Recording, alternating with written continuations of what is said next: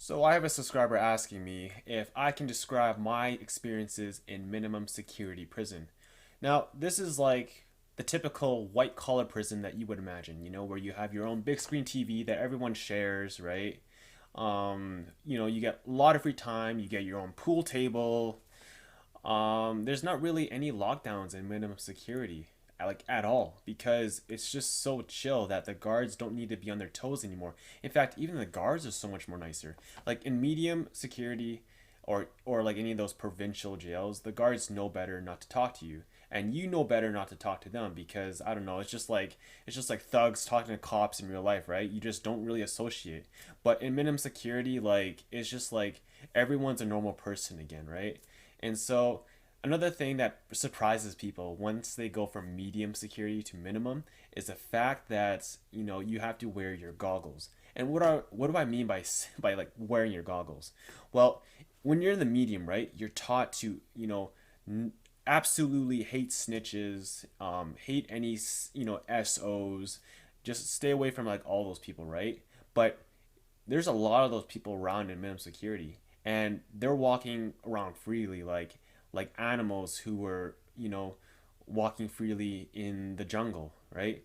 You just like they tell you that you have to learn to live amongst them, and no one really does anything because I don't know, it's just a whole different environment. Now most people, right, if they know that they are what they are, you don't really associate with them, right? But they don't really get attacked or beaten like they do in medium security, like at all, right? And everyone's surprised when they come up for the first time. They're just like, "Whoa!" Like this guy did things with children, and he's still around. And your tour guide will tell you, "Yeah, man, just put on your goggles, pretend he's not there, and just do your time quietly." I'm like, okay, because like one of the guys I went up with, right? He was like, "How is this guy still alive up here?" And the tour guide's like again, just put on your goggles, just do your time, right? But yeah, my time in minimum was very chill. Like in my first couple of weeks in minimum, I was, me and the guy who went up together, right, to minimum, he was just like, we were just like, man, we kind of miss medium because it was just so much more lively, right? Like a lot more shit happened. Like lockdowns happened quite a bit, but like it was just, it was more rowdy. Like medium, I would say medium was not boring, okay? But if I had to choose, yeah, minimum would be my place to prefer. Would be the place that I would choose always because it's more chill. You get better food, and you get more time to yourself and just chillax, right? Like you just sit there and just relax for until your time out. Whereas a medium, you're just like, just on your toes, right? Just waiting for the next thing to happen. But still, I miss medium when I went to minimum.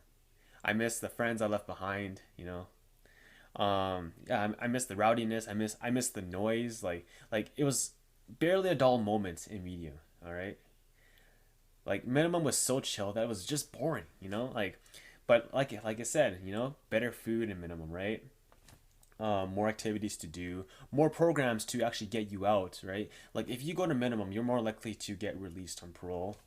I'm not saying that if you stay medium, you're not gonna get parole, but it's a lot harder because there's less opportunities to show the prison that you're ready to be released. Whereas if you're minimum, you can do a lot of things to show them that you're ready to be reintegrated back into society. Like you can go to church with a supervisor, right? Meaning that you leave the prison, and the more times you leave the prison, the more that you show them that you can be trusted. And the more they trust you, the more likely you're gonna, get released, right? And that's your goal. Well, some people's goals.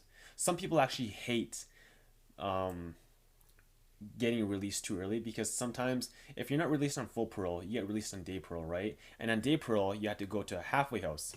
And some people hate halfway houses. They would rather just, do their time in minimum until they get statutory release or full parole. Now, I had the same subscriber ask me, "Can you describe your time in the halfway house?" Here's a little secret. I didn't go to halfway house. I actually got granted a special type of parole, which was day parole other. It was very new. Basically, the halfway houses were getting too overcrowded. People were waiting way too long to get a spot in the halfway houses. So they came up with a new idea. They let people get day parole, and after they get granted, instead of going straight to the halfway house, you would be able to do time in your family's house, right? And I know this sounds very, very, very similar to full parole, right? But what's the difference? The difference is a lot more restrictions in day parole other than full parole, because in day parole other, you had curfew, and you always had to like do a sign out sheet. So every time you left your house, you had to sign your name out, right? And your parents would have to sign. Your parents or your guardian or whoever is watching you in that house has to sign off, and then you have to write where you're going, right? And for example, if you're not at that place, then they're gonna question you, and sometimes your parole officer will do surprise visits if they don't trust you enough. So yeah, but yeah. So I don't know what a halfway house is like, right? I hear it sucks. That's all I can say, right? It sucks so much that people would rather stay in prison. But yeah, that's what a minimum is like. And things I ate every day were things like, I don't know. I made a lot of pork and eggs. Like I just grilled pork, or I would just like slow cook it in the slow cooker. Yeah, we have slow cookers in minimum, right? Like we get like our own like supplies of dishes and utensils to use. We even have like a collection of knives, right? You never think that inmates would have access to knives in prison. Well, minimum we do. Even like big ass butcher knives to cut our meat with. Yeah, we have access to all that shit. That's how much they trust us in minimum security. So if you wonder what minimum is like, it's basically a step closer to being back into civilization, right? But yeah, fucking boring place though. I'll tell you one thing though. There's a lot of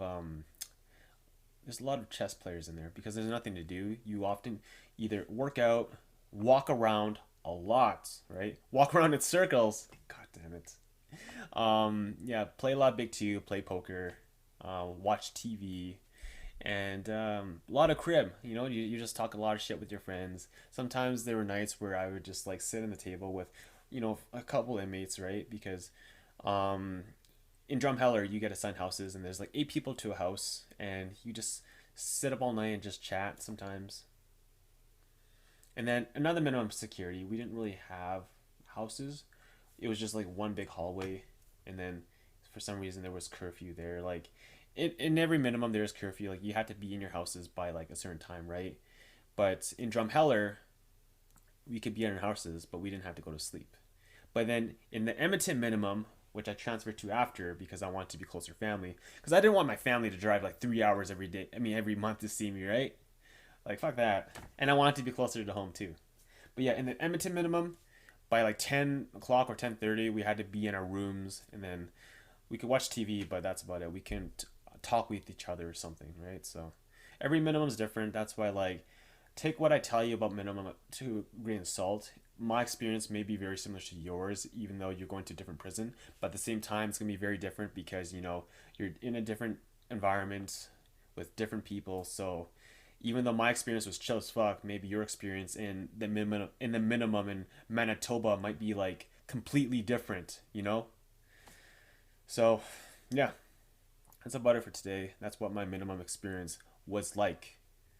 I feel like I said minimum a lot. Minimum. Fuck. Yeah, see ya.